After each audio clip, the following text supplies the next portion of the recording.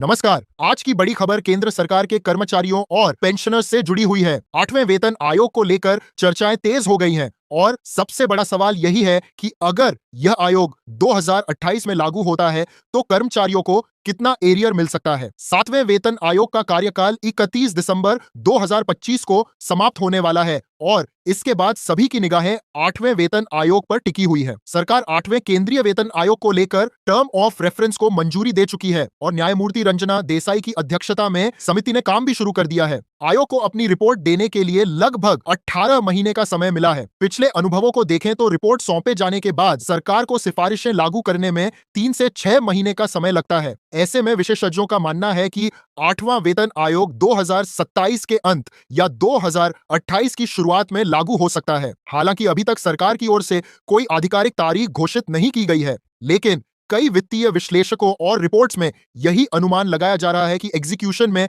देरी संभव है। इसी देरी के कारण कर्मचारियों को बड़ी मात्रा में एरियर मिलने की संभावना भी बन रही है, खासकर अगर सिफारिशें पूर्वव्यापी प्रभाव से लागू की जाती हैं। वेतन बढ़ोतरी की बात करें तो बाजार विश्लेषकों का अनुमान है कि 8वें वेतन आयोग के तहत वेतन और पेंशन में लगभग 30 से 34% तक की बढ़ोतरी हो सकती है। इस बढ़ोतरी का आधार आशिष्वाहिक और फिटमेंट फैक्टर होगा, जो मूल वेतन को संशोधित करने में इस्तेमाल किया जाता है। रिपोर्ट्स के अनुसार यह फिटमेंट फैक्टर 1.38 से लेकर 2.46 के बीच हो सकता है, जबकि कई आकलन इसे 2.28 के आसपास मानते हैं। साथ ही नए वेतन ढांचे से पहले महंगाई भत्ता मूल वेतन में मर्ज किए जाने की भी संभावना है। अगर न्यूनतम मूल वेतन पाने वाले कर्मचारी की बात करें तो मान लीजिए लेवल 1 के कर्मचारी की मौजूदा बेसिक सैलरी 18,000 रुपए है। वर्तमान में भत्तों और महंगाई भत्ते के साथ उसकी कुल सैलरी लगभग 35,000 रुपए प्रति माह बनती है।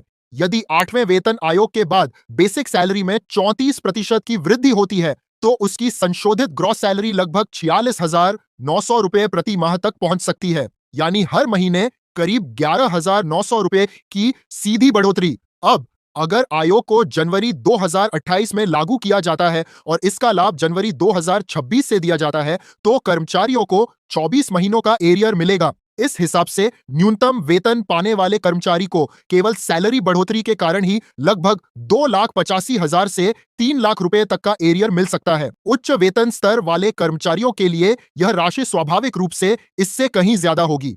इतिहास बताता है कि वेतन आयोग लागू होने पर एरियर सरकारी कर्मचारियों के लिए सबसे बड़ा वित्तीय लाभ साबित होता है। 7वें वेतन आयोग के दौरान भी देरी के बावजूद कर्मचारियों को भारी बकाया राशि मिली थी। 8वां वेतन आयोग केवल बेसिक सैलरी तक सीमित नहीं रहेगा, बल्कि इसमें भत्ते, पेंशन, ग्रेच्युटी और रिटायरमेंट लाभों की भी समीक्षा की जाएगी। अब सभी की नजर सरकार के अगले आधिकारिक ऐलान पर टिकी हुई है।